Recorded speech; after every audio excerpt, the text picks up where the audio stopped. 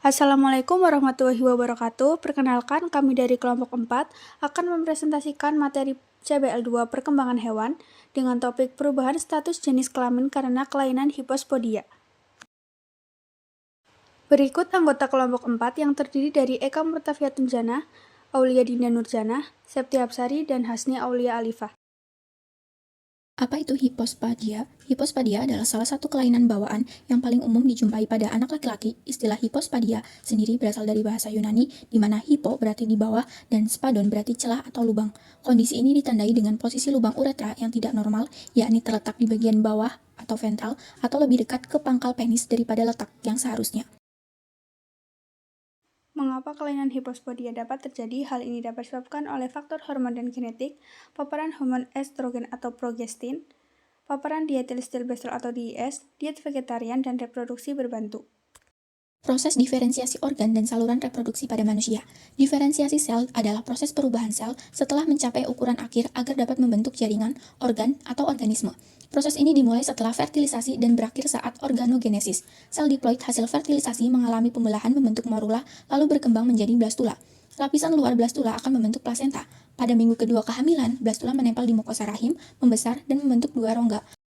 Selanjutnya, diferensiasi saluran reproduksi dimulai dari struktur gonad indiferen yang bisa berkembang menjadi sistem reproduksi laki-laki atau perempuan tergantung faktor genetik, hormonal, dan gonad.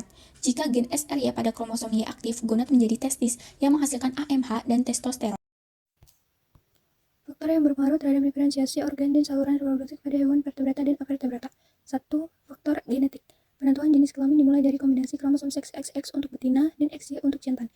2. Faktor hormonal. Hormon seks seperti testosteron dan juga dihidrotestosteron atau DHT mengarahkan diferensiasi genitalia eksternal laki-laki. 3. Faktor lingkungan. Paparan endocrine disrupting chemicals atau EDC seperti pestisida, plastik, dan juga obat-obatan selama masa genitasi dapat mengganggu kerja hormon.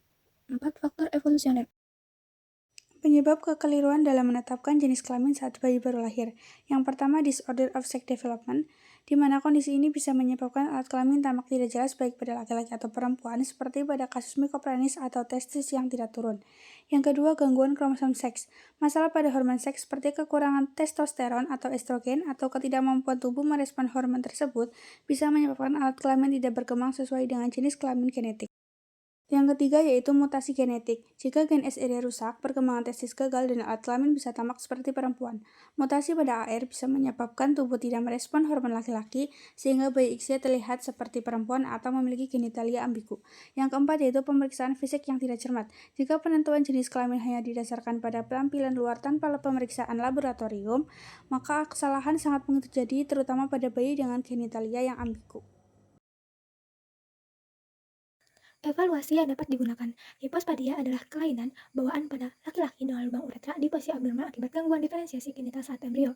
Konfirmasi dilakukan lewat analisis genetik, kadar hormon androgen, reseptor androgen, dan riwayat paparan hormon atau zat kimia selama kehamilan. Penyebabnya meliputi defisiensi hormon androgen, mutasi genetik, paparan ekstrogen lingkungan, obat-obatan ibu hamil, dan teknik reproduksi berbantu.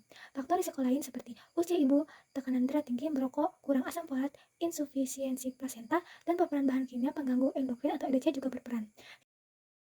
Dapat disimpulkan bahwa hipospadia adalah kelainan bawaan pada laki-laki akibat gangguan perkembangan genital yang dipengaruhi faktor genetik, hormonal atau androgen dan DHT serta lingkungan. Diferensiasi organ reproduksi bergantung pada kromosom seks, gen SRY, dan hormon seperti AMH dan testosteron. Kesalahan penetapan jenis kelamin dapat terjadi akibat DSD, mutasi genetik, atau gangguan hormon, sehingga diperlukan pemeriksaan menyeluruh untuk penetapan jenis kelamin yang akurat.